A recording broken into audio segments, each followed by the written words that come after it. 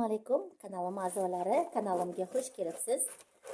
Bugun men sizlarga ro'zadorlar uchun juda ham oson va tez hazm bo'ladigan yengilgina salat ko'rsatib beraman. Juda oson tayyorlanishi. Kuzatib borsanglar, qanaqa tayyorlanishini xudo xohlasa ko'rsatib beraman.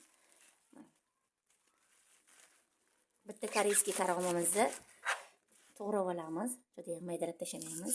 Yirikroq, ozgina kattaroq qilamiz.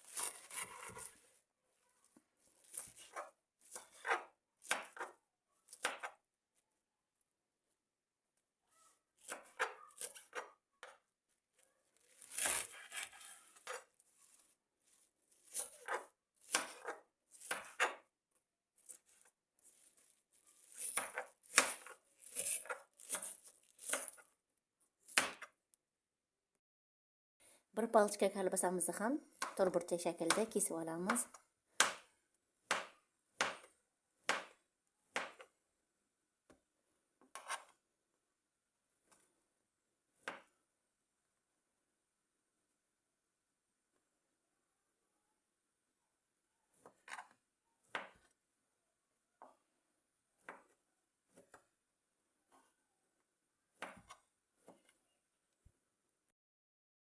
Serni ham xuddi shunaqa qilib to'rtburchak qilib to'g'rab olamiz.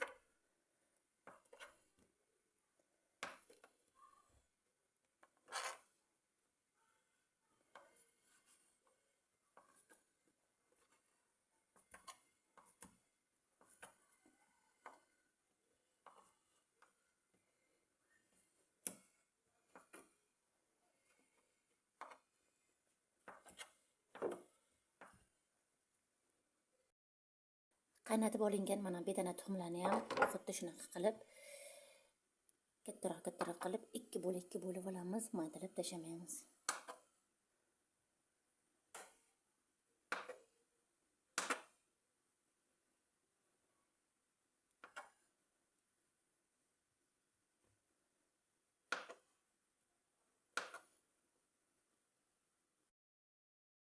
Mana hurmatli bekajonlar, salatimiz uchun kerakli bo'lgan mahsulotlarimizni to'g'rab tayyorlab oldik. Ana endi 2 qoshiq mayonez solib yaxshilab aralashtirib olamiz. Tuz solmaymiz. Chunki kolbasa bilan sirra tuxumlarning o'zini tuzi bor. Tuxumni qaynatganda ham tuz solib qaynatganman. O'shaning uchun tuz solmaymiz va yaxshilab aralashtirib olamiz. Agar sizlar xohlasanglar, ko'kat qo'shsanglar mumkin. Men shu xolodilligimda bor mahsulotdan foydalandim. Ko'kat tugagan ekan, ko'kat solmadim. O'shaning uchun